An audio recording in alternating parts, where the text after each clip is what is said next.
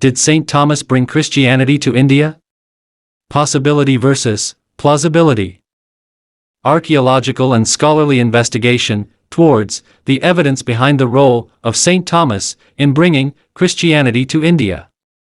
Dr. Joseph J. Palackal, voice of St. Thomas Christians of India, in CNN's investigative documentary, Doubting Thomas.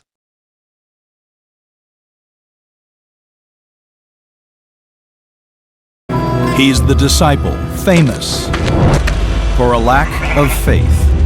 Seeing is believing, or else.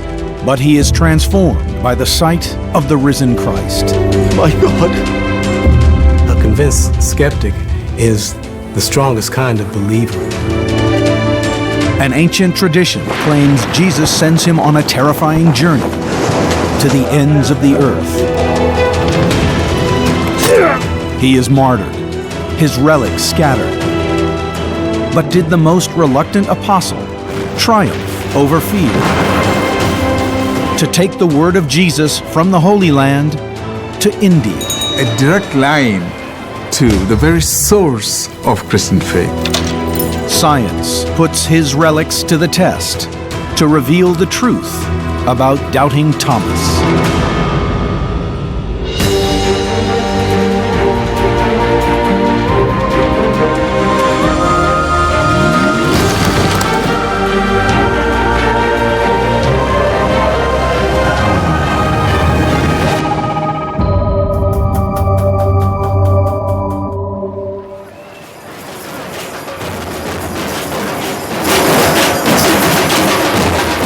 A holy festival in the South Indian state of Kerala. Worshippers here follow a liturgy they believe was handed to them directly by one of Jesus' 12 disciples, a man 7 million Indians claim brought Christianity here. Thomas. Christianity appears in India at some point in the first few centuries of the Common Era. It's a little bit of a mystery. It may be there as early as the 2nd century, and maybe it's plausible that it even arrived in the 1st century. Is it possible the disciple famous in the Bible for doubt founded one of the earliest Christian churches in India? Thomas is listed as one of the 12, so we know that he's one of that inner group of Jesus' disciples. He's best known as the one disciple who wasn't present when Jesus first appeared after his crucifixion. Thomas vanishes from the New Testament after the resurrection. But an ancient text and recent archaeological documents may reveal what happened to him. There are early indications, even before the Middle Ages, that Christianity had somehow, some way, come to India. So one could say, why not by Thomas? In Bari Cathedral in Italy is a relic believed to have been venerated for over 1,700 years across the Christian world. It's said to be the arm that touched the resurrected Jesus, the arm of St. Thomas. So if the relics of St. Thomas were found to be from the 1st century, that'd be incredibly exciting. Could this relic date to the time of Jesus and help solve the mystery of what happened to the disciple famous for his doubt?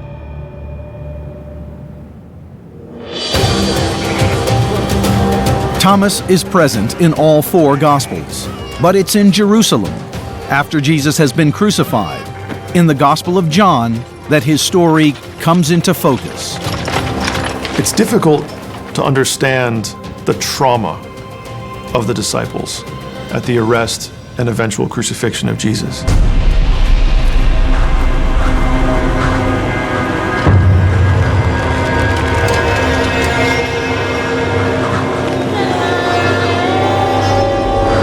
We get the sense that they believed this movement was over. Thomas misses the defining event of Christian faith. He's not there on Easter Sunday night when Jesus first appears to the 10. He misses out on Jesus saying, "Receive the Holy Spirit." It's a little bit strange that Thomas is not present at the resurrection appearance of Jesus. He's there at the Last Supper. He's one of the 12. So where is he?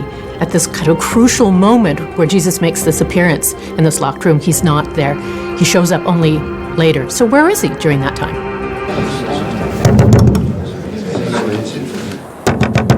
It strongly suggests that he had not only abandoned hope in Jesus, he had abandoned the other disciples as well.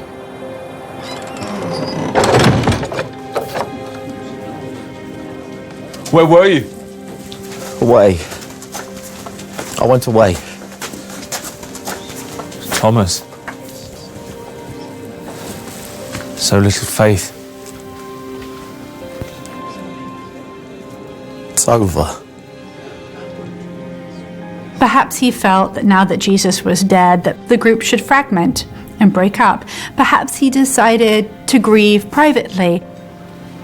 We have seen him. He was here, in this room. No. We have seen him with our own eyes.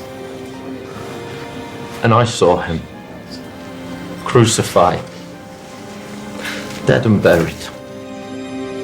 It was hard for him to believe that something good could have come from the terrible crucifixion.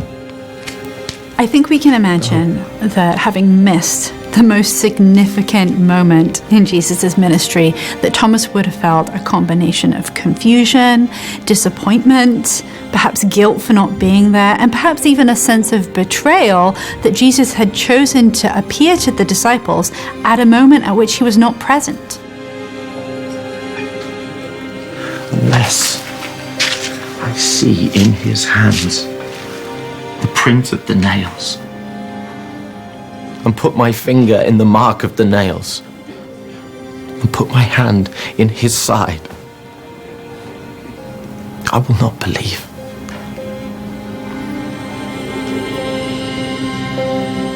It's really interesting that Thomas doubts. He's straightforward, no nonsense, and this seems a little far-fetched, so in order to believe that Jesus was resurrected, he's got to see it for himself, or his constitution won't allow him to accept it.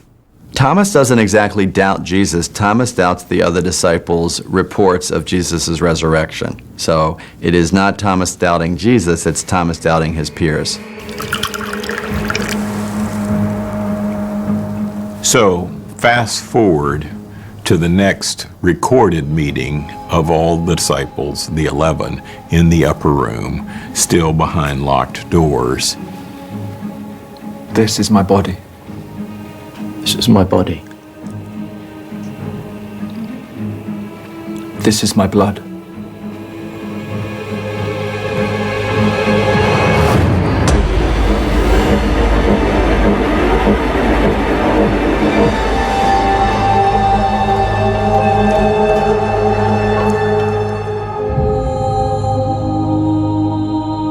Jesus appears again, and it appears quite specifically an appearance to recover Thomas from his disbelief.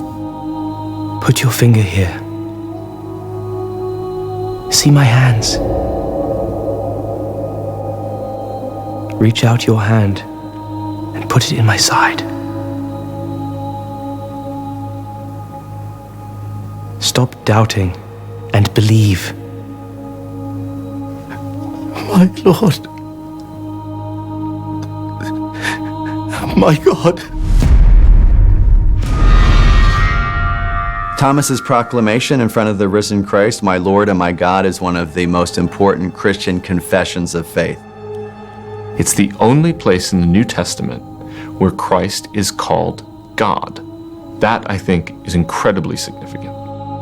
Because you have now seen me, you believe. Blessed are those who have not seen me, yet still believe. This is the only appearance to a specific disciple for the purpose of instructing someone in particular. Jesus has appeared so that Thomas will know that he is really resurrected from the dead. Then in the Gospels, Thomas disappears. Is it possible he undertook an epic journey of more than 3,000 miles to bring the Christian faith to India.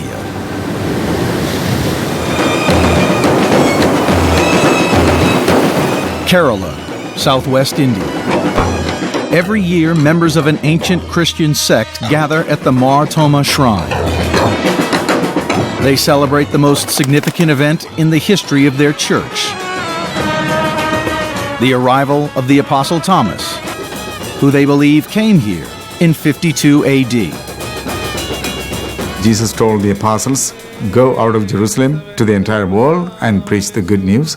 So Thomas decided to go to India. Is it possible the disciple famous for his lack of faith brought a form of Christianity here, nearly 2,000 years ago?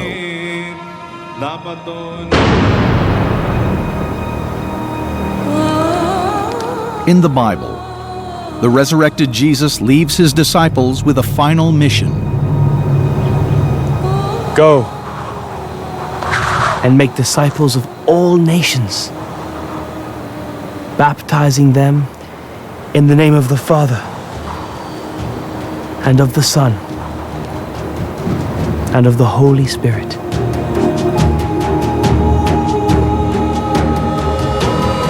Well, apostle means to be sent, and after the resurrection, Christ commissions them to go to the ends of the earth to proclaim the good news, to proclaim his resurrection. And it's a lifetime mission for them, and some of them literally did go to the ends of the earth to do so.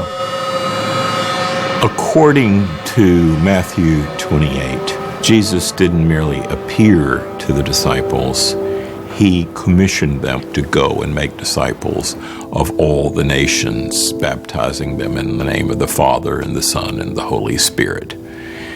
This commission made clear to the disciples that they shouldn't expect to go back to life as it was before when Jesus left in Galilee or Judea. No, they were to go to the nations. But there is little in the Acts of the Apostles about what happens next.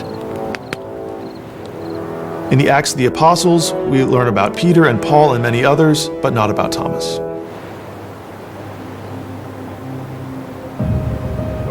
Most of the 12 disappear off the landscape of early Christianity once we get past the Gospels. Thomas simply vanishes from the pages of the New Testament. But there is another account of the life of Thomas that picks up where the Bible narrative stops. Dr. Nicola Denzi-Lewis has come to the British Library, where there is a rare copy of an ancient book, the Acts of Thomas. This text is written in Syriac, and that's significant because it's very closely related to Aramaic, and Aramaic is the language which Jesus spoke with his disciples. So this is a really, really fabulous piece to the puzzle in uncovering a little more information than we had before about what Thomas was up to. So if we want to find out information about Thomas, the apostle, we don't have so many sources, but we've got this. We've got an entire book that tells stories about the apostle Thomas. It tells us things about what happened with him. And the story goes that after Jesus' death, the disciples are getting together and they're trying to decide who goes where. And they actually draw lots. Thomas chooses the short straw.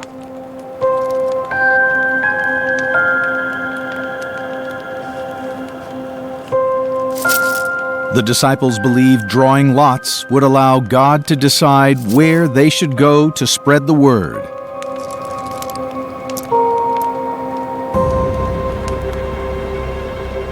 Thomas gets India. I cannot go. I do not wish to go. To a first century Judean, India was on the other side of the world. So it would have been enormously daunting for anyone to think about traveling to India. How can I, as a Hebrew man, go among the Indians to proclaim the truth?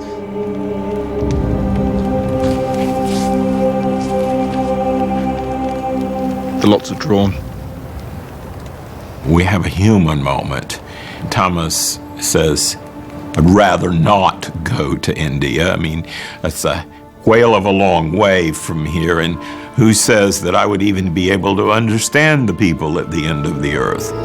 According to the Acts of Thomas, not even Jesus can persuade him. Fear not, Thomas. Go away to India and proclaim the word.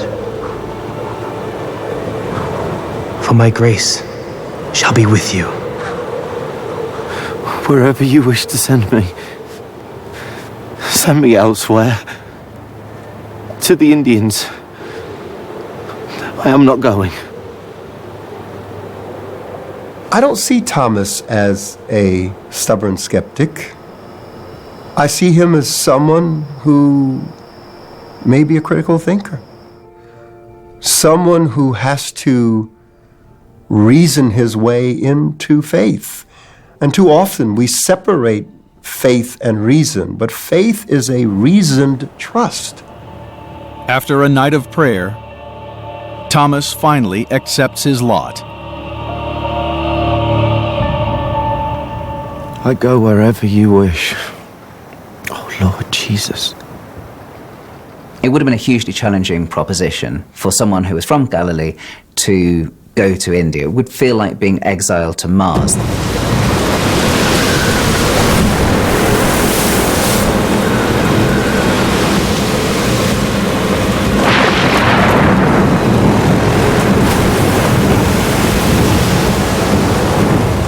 The Acts of Thomas narrates Thomas's journey from Jerusalem to India by boat. He lands in the southwest corner of coastal India, what is today Kerala. According to the story, upon arrival in India, Thomas is introduced to a legendary king, Gundafar. It's a fantastic tale, but could it be true? The Acts of Thomas is written over a century after books like the canonical Gospels that we find in the New Testament. They're stories that are speculations by later Christians about the Apostle Thomas. What's problematic about the tradition of Thomas reaching India is that we don't have 1st and 2nd century texts corroborating it. Most scholars today would view the Acts of Thomas as not containing much historically verifiable truth, but rather they would think of it as an adventure tale, a wonderful story that carries forward themes of Syrian and Indian Christianity, but not necessarily historical nuggets. India, the Malabar coast, in modern-day Kerala. In 2007, scene of a spectacular archaeological discovery that may provide evidence to suggest that Thomas's journey to India was possible. The site of the lost ancient port of Muziris. We started our excavations in 2007, and so far we had 61 trenches. That is 1,000 square meter area.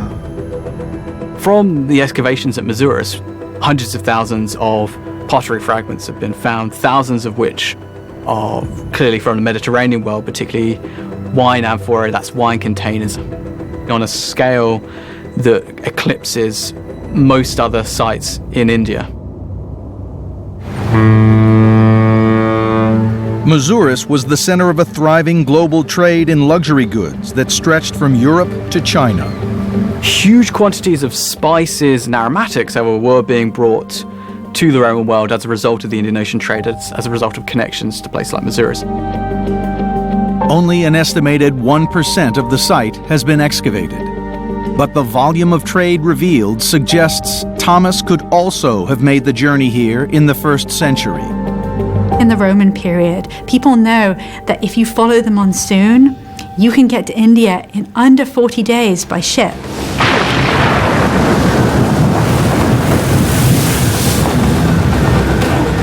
It would have been very hard. But it was certainly possible that Thomas could have gone to India, and if Jesus' message is to preach his good news to the ends of the world, then India would have been on that list.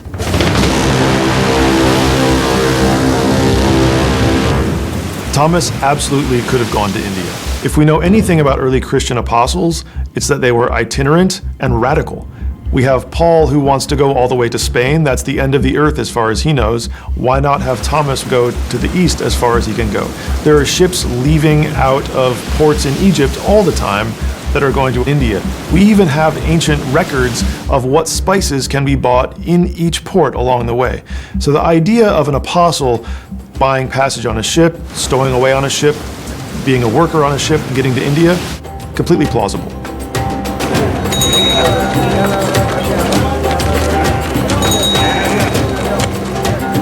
A stranger coming to Mazuris for this first time, it must have been quite a surreal experience. He would have encountered all kinds of people and languages and flavors and smells that he had never seen before, and gods he had never even heard of. You've got a variety of different religious sects. These include Brahmins, who are essentially early Hindus, you've got Jains, and you also have Buddhists. A first point of contact for Thomas might have been Jewish traders who spoke his language and shared his faith. Because this was the center of spice trade, the Jewish community settled there, and there's a Jewish town in Kochi even today. An ancient Jewish enclave still exists in the nearby port city of Kochi. Could this community of exiles have been where Thomas started his mission to bring the teachings of Jesus to India? We know that there were, in fact, Jewish communities there in India, and that part of India was part of the trade networks early on for the first century. One of the important strands of Thomas's work is the fact that he did come to minister to the Jewish community. This is my body. This is my body. Because as a Jew himself, he felt that he is bringing this new way of relating with God. I think Thomas would make the perfect apostle because he represents someone that had to go through a process in order to get to the place of believing. And I think that he represents many people. In the Acts, one of Thomas's first encounters is with an Indian ruler, King Gundafar. Thomas instructs the king and his brother in the Christian liturgy and Eucharist. For years, King Gundafar was regarded as a mythical figure. But a surprising discovery in the 19th century saw the Acts of Thomas cast in a new light. It appeared to provide some degree of verification for a key detail in the Acts of Thomas. So it made people think, well, maybe the book isn't quite as legendary as we thought it was. Dr. Nicola Denzi-Lewis is at the British Museum in London to see a 2,000-year-old coin that could connect Thomas to India. This is the silver tetradrachm of Gundafar. It's heavy. It depicts the king riding on horseback, and around the edge, the legend is written in Greek. Gundafar. And so where did this coin come from? These coins are found in Pakistan, and Gundafar was the first and most important of the kings that ruled in that area. Do we know anything else about this figure, about this ruler? Yes, we do. We know when he ruled, about 60 AD. That aligns pretty nicely with the time in which Thomas, as an apostle, would have been doing his missionizing activity in India. And this coin is really important for scholars working on the textual tradition because it connects into Gundafar, right? Is this the same person who's being spoken about, you think, in this? I think it's almost certainly the same person who's being spoken about. So to be able to find a real historical object and say, this is interesting, this has a name on it that actually is the same as in this text, it makes that legendary text look a little bit more historical, a little bit more real, a little bit more reliable. And that's a very exciting moment for us. If you just read the story of Thomas and the Acts of Thomas, you might just dismiss the entire thing as fantasy. The discovery of coins of King Gundafar in the 19th century added a completely different element into the mix. This proves that there are some historical elements in the Acts of Thomas. It's not all fantasy. Kerala, southwest India. Around 7 million Christians here trace their faith directly to the apostle famous for his doubt. They believe their ancestors were baptized by one of Jesus' 12 disciples, Thomas. Stop doubting and believe. My Lord, my God. Thomas vanishes from the New Testament after the resurrection. But his story is taken up by a 3rd century epic narrative, the Acts of Thomas. But this is not the only surviving account of his mission to India.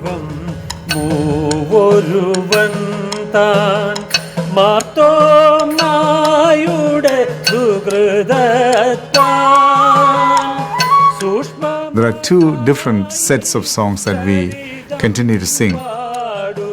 One is called the Ramban part, Song of the Ramban, which narrates the activities of St. Thomas, his missionary activities in Kerala. And the other is Margam Kali, Dance of the Way, which is still being danced in Kerala. It seems extraordinary and maybe even unlikely to us that a song could survive for 2,000 years. But we have to realize that in antiquity, in the Indian culture, there were trained village bards who would learn these songs, and these songs would be passed down from generation to generation orally. And in that way, they were very stable, and it's completely plausible that a song could have a very ancient background.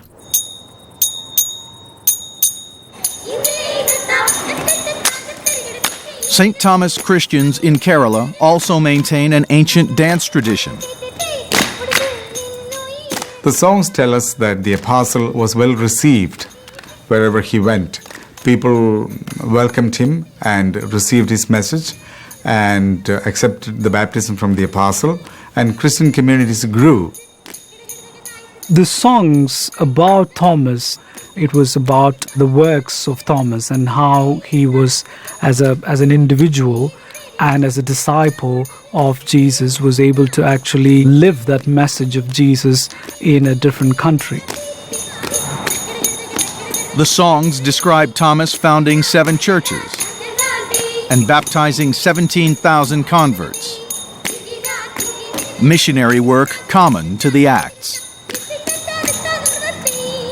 What is fascinating about this is the song seems to preserve a tradition that makes sense when we compare it to the way that Christianity spread in other parts of the world. St. Thomas Christians to this day maintain traditions they believe to be a direct legacy of 1st century Christian culture. The St. Thomas Christian churches even today follow that ancient biblical practice of men and women sitting separately and women covering their heads. Most remarkable of all, elements of the Thomas Christian liturgy are performed in the language of earliest Christianity. There are still priests in Kerala who chant the institution narrative, this is my body, this is my blood, in the Aramaic language, just the way Jesus did at the Last Supper. What's compelling about the oral tradition about Thomas going to India is just how similar all of the stories are.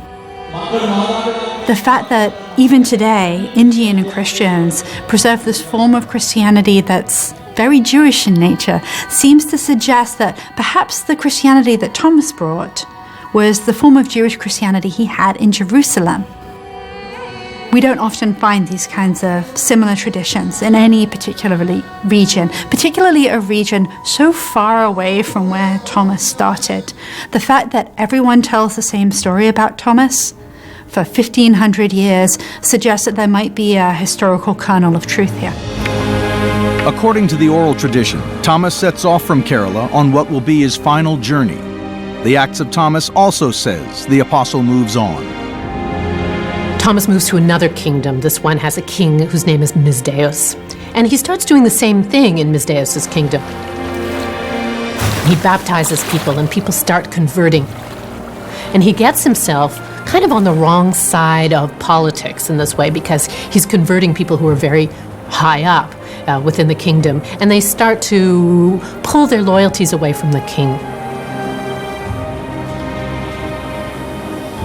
Thomas gets into trouble in India because he's preaching a gospel of renunciation to the wives and daughters of kings and noblemen. That is, he is asking these women to renounce sex, marriage, and childbirth. It makes the king angry, and by the time Thomas converts his wife and the king's son as well, Mizdeus has had enough.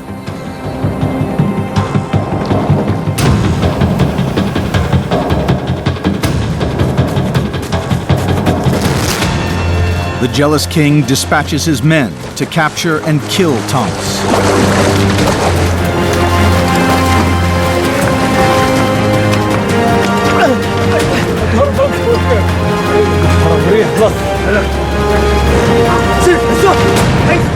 His final words repeat the same acclamation he made in the Gospel of John when Jesus, the risen Christ, appeared to him. My Lord! My God! I have fulfilled the work you gave me and obeyed your every command.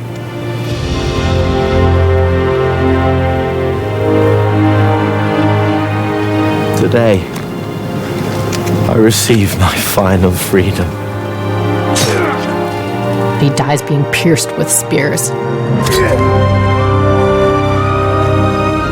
Thomas has understood something very important about discipleship, that it's all about following Jesus whatever the consequences, and that will include persecution, suffering, and death. According to local tradition, in 72 AD, his body is laid to rest in Mylapore, now part of modern-day Chennai. But it will not remain there. Tradition holds that his followers took his body back to the west, to Mesopotamia, and that they lay in the city of Edessa there until the Crusades resulted in the bones being brought to Europe. It is thought that after nearly 1,000 years in Edessa, in what is now Turkey, Thomas's bones were moved to Italy, and in 1102 AD, his left arm was brought to the city of Bari in Italy. Professor Tom Hyam and Dr. George Kazan of Oxford University have come here to take a sample from this arm bone. Could the testing of Thomas's relics provide evidence to support the belief that Thomas brought Christianity to India in the 1st century? By getting a date for these bones, we'll be able to work out whether or not the bones are from the 1st century AD. If they are, then that opens the door to further investigation. That's really exciting because a 1st century date would potentially open the door towards validating the tradition of whether Thomas went to India. We're hoping to get a small sample to find out more about the relic. If you look closely, you can just see the relic through the window here.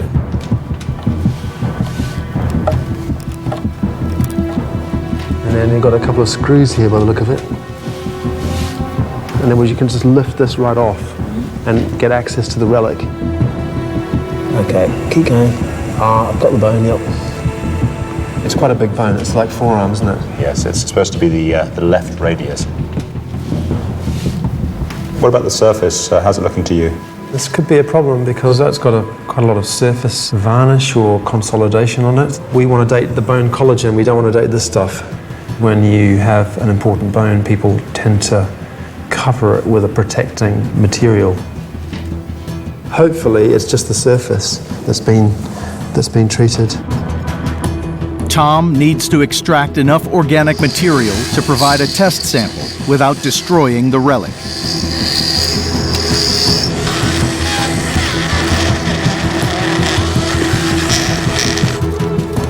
Okay, I think that's enough. We're done.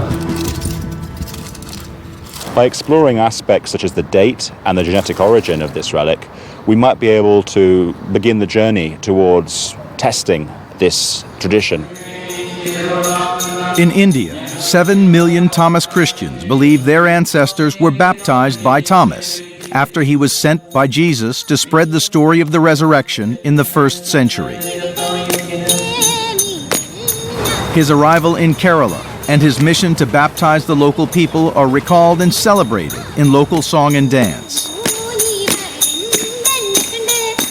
But there is no surviving written record that supports the tradition.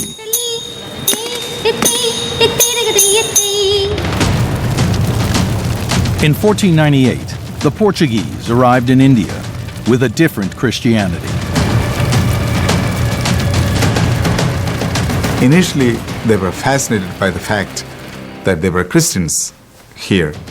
But then slowly they realized these Christians worship in a different language. They seem to have believed in astrology and reincarnation. They had carvings of elephants and dancing girls on their crosses. This didn't seem like Christianity at all. The problem with them is they weren't Catholics, and they didn't look proper to the Portuguese.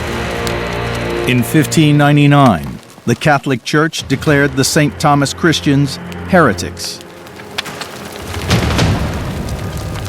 They collected up all the documents that they had from these Thomasine Christians and destroyed them, burnt them. The history of early Christianity in India, recorded on palm leaf manuscript, was put to the flame.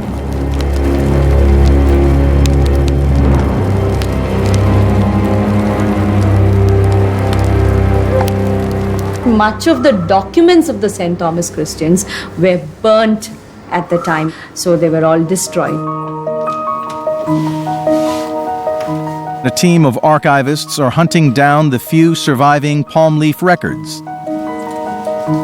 It's an all India phenomenon. Palm leaf as writing material, because that was what was available readily in Kerala, unlike in the Middle East where you would have parchments or scrolls and paper. Many of their inscriptions are written in Syriac, the language of many early Christians, close to Aramaic, the language spoken by Jesus and Thomas. So far, the oldest dates to 1291. What they've achieved so far is very, very important, because for a long time, the story of Thomas was kind of brushed aside as a kind of a mythical legend by the Western scholarship.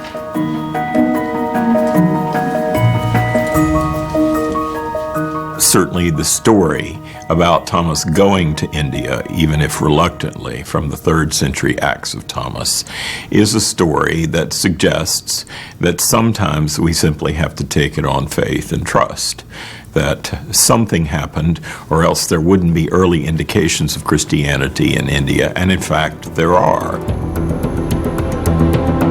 Can the testing of his relic, believed to be his bone, provide scientific evidence to support the tradition that Thomas brought Christianity to India?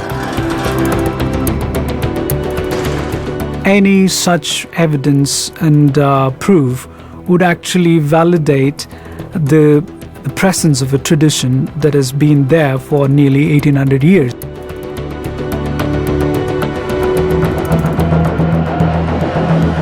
A sample taken from a relic venerated as an arm of the Apostle Thomas, believed by millions of Thomas Christians to have brought the teachings of Jesus to India in the 1st century.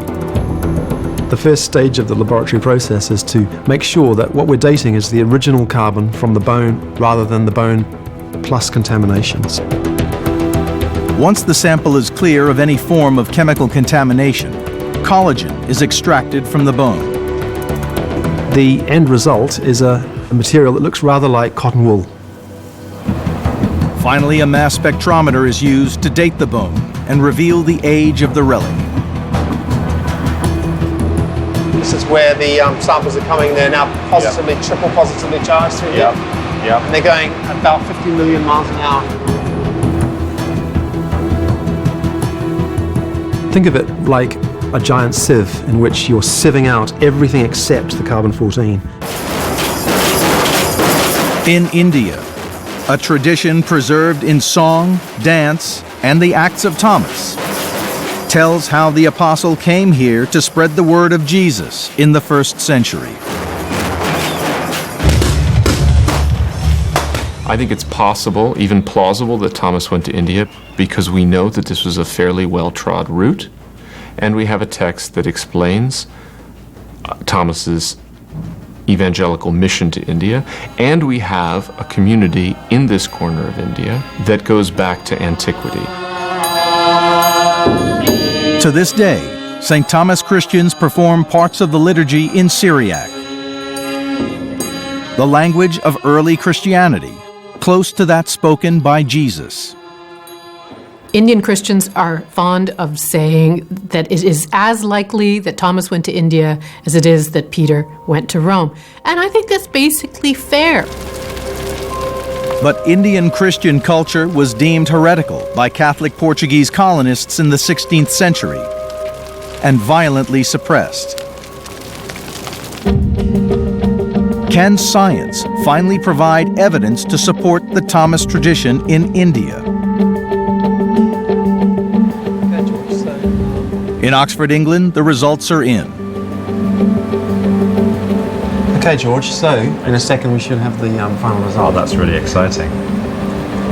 That'll appear down here in a sec. And this is the result right here, look. So it's between 130 and 330 AD. Yes. So it's a little bit later than Thomas would be attested to, but it's still incredibly old. Well, that's very exciting. Wow. Wow, that's great. The date wasn't as old as it would be were these genuinely the remains of St. Thomas.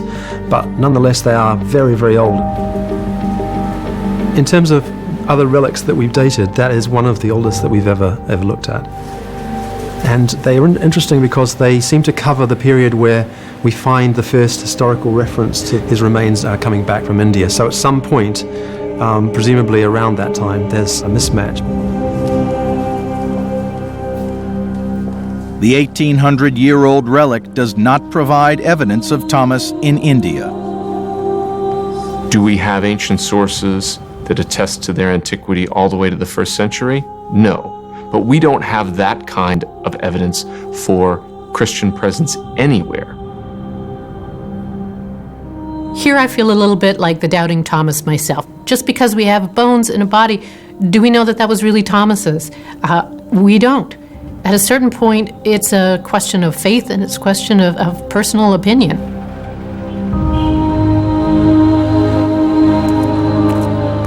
Over 400 years after declaring St. Thomas Christians heretics, the Roman Catholic Church made Thomas the patron saint of India.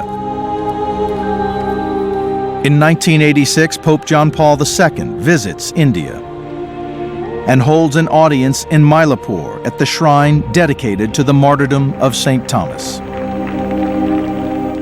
In terms of history of Christianity in India, I think that declaration of Thomas as a patron saint of India gave a recognition to the long history or long-held history of Thomas Christians. The story of St. Thomas in the Gospel is a story of the importance of faith, reason, and doubt.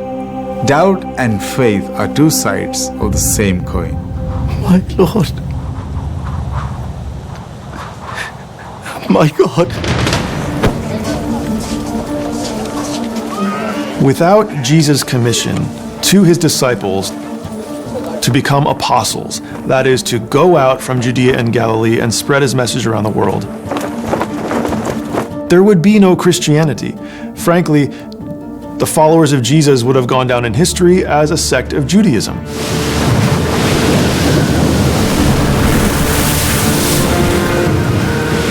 It's one of the great ironies of the way we talk about Thomas that we call him Doubting Thomas, when actually we should call him Faithful Thomas, because what's happened is he's gone on his journey, and in the end, he makes the right decision. He comes to faith. My Lord. My God.